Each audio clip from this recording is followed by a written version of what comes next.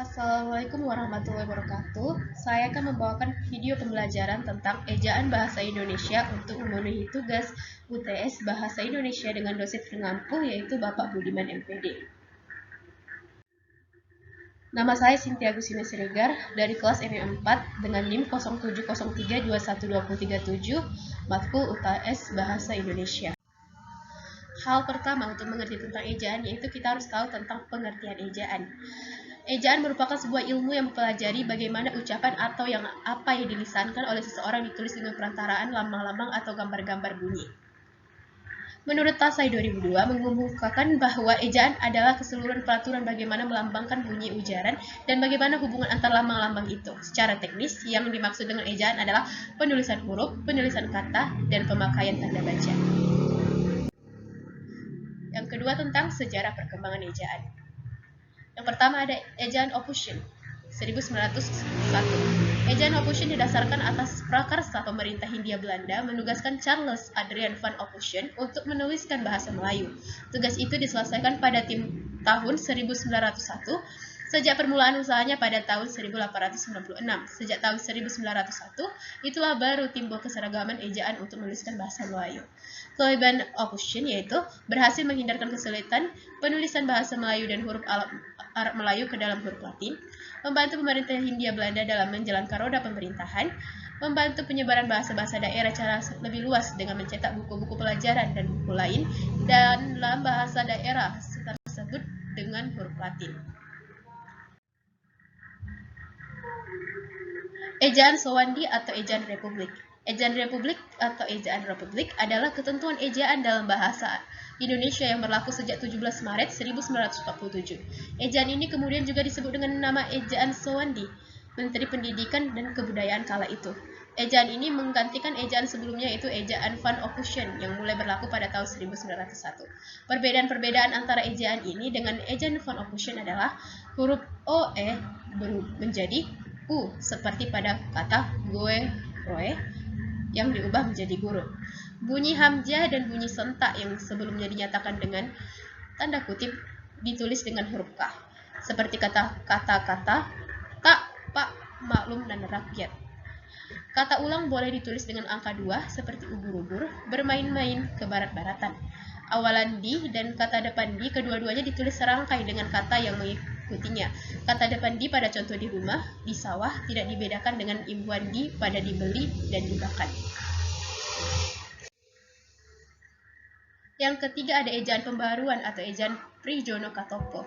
Ejaan pembaruan merupakan penyempurnaan dari ejaan Republik karena ejaan tersebut terdapat unsur-unsur yang kurang dapat dipertanggungjawabkan. Ejaan pembaruan merupakan hasil dari E. Katopo dan Profesor Dr. Prijono. Pembaruan ejaan ini mengalami beberapa kesulitan seperti biaya perombakan mesin tik sehingga ejaan ini tidak diresmikan. Konsep ejaan pembaruan yang menarik ialah disederhanakannya huruf-huruf yang berupa gabungan konsonan dengan huruf-huruf tunggal atau bersifat fonemis, artinya setiap fonem dalam ejaan itu diusahakan hanya dilambangkan dengan satu huruf. Tampak seperti contoh di bawah ini, seperti gabungan konsonan DJ diubah menjadi J, gabungan konsonan TJ diubah menjadi TS, gabungan konsonan Eng diubah menjadi N, gabungan konsonan NJ diubah menjadi N, gabungan konsonan SJ diubah menjadi S. Yang keempat ada ejaan Melindo 1959. Melindo ialah akronim dari Melayu Indonesia. Merupakan ejaan yang disusun atas kerjasama antara pihak Indonesia Selamat Muljana dan pihak Persekutuan Tanah Melayu atau Malaysia, dipimpin oleh Syekh Nasir bin Ismail yang bergabung dalam Panitia Kerjasama Bahasa Melayu Bahasa Indonesia tahun 1959 berhasil merumuskan ejaan yang itu ejaan Melindo. Awalnya ejaan Melindo dimaksudkan untuk menyeragamkan ejaan yang digunakan di kedua negara tersebut. Namun karena pada masa itu terdapat ketegangan politik antara Indonesia dan Malaysia, ejaan itu pun akhirnya gagal diresmikan. Sebagai akibatnya pemberlakuan ejaan itu tidak pernah diumumkan. Yang kelima ada ejaan baru bahasa Indonesia atau LBK Lembaga Bahasa dan Kesastraan. Ejaan baru bahasa Indonesia merupakan hasil dari usaha pembaruan yang berasaskan pada dasar pemikiran, kemajuan dan perkembangan ilmu pengetahuan. Ejaan Sowandi yang kurang dapat mencerminkan kode bahasa Indonesia. Ejaan ini merupakan lanjutan dari rintisan Panitia Ejaan Melindo. Pelaksanaannya pun terdiri dari Panitia Ejaan LBK, Lembaga Bahasa dan Kesastraan. Sekarang bernama Pusat Pembinaan dan Pengembangan Bahasa. Juga dari Panitia Ejaan Bahasa Melayu yang berhasil merumuskan ejaan yang disebut ejaan baru, namun lebih dikenal dengan ejaan LBK. Konsep ejaan ini disusun berdasarkan beberapa pertimbangan antara lain: A. Pertimbangan teknis, yaitu pertimbangan yang menghendaki agar setiap fonem dilambangkan dengan satu huruf. Pertimbangan praktis, yaitu pertimbangan yang menghendaki agar perlambangan secara teknis itu disesuaikan dengan keperluan praktis seperti keadaan percetakan dan mesin tulis. Pertimbangan ilmiah, yaitu pertimbangan yang menghendaki agar perlambangan itu mencerminkan studi yang mendalam mengenai kenyataan bahasa dan masyarakat pemakainya. Yang terakhir ada yaitu ejaan yang disempurnakan. Secara definisi, ejaan bahasa Indonesia yang disempurnakan adalah sistem ejaan bahasa Indonesia yang didasarkan pada Keputusan Presiden Nomor 57 Tahun 1972 yang diresmikan pada tanggal 16 Agustus 1972 oleh Presiden Republik Indonesia. Pedoman ejaan bahasa Indonesia disebut pedoman umum karena dasarnya hanya mengatur hal-hal yang bersifat umum.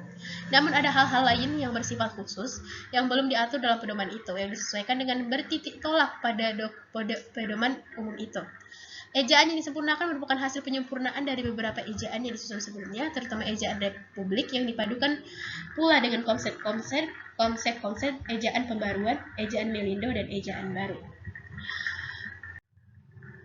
Yang ke-C ada namanya penulisan huruf. 1. Cara menulis huruf besar atau kapital. Huruf besar atau huruf kapital digunakan untuk hal-hal berikut. Yang pertama, awal kalimat dan huruf pertama petikan langsung. Contoh, dia berangkat ke sekolah. Ibu bertanya, mengapa kamu menangis? Ungkapan yang berhubungan dengan hal keagamaan, kitab suci, nama Tuhan, termasuk kata gantinya. Contoh, Allah, yang Maha Kuasa, Islam, Kristen, dan Alkitab. 2. Huruf miring. Huruf miring digunakan untuk hal-hal berikut: menuliskan nama buku, majalah, dan surat kabar yang dikutip dalam karangan. Contohnya, majalah Tempo, harian Kompas, buku dasar-dasar penulisan. Menegaskan atau mengkhususkan huruf, bagian kata, atau kelompok kata. Contoh, bab ini tidak membicarakan. Huruf pertama kata abad ialah A. Terima kasih telah menonton video ini. Assalamualaikum warahmatullahi wabarakatuh. Stop.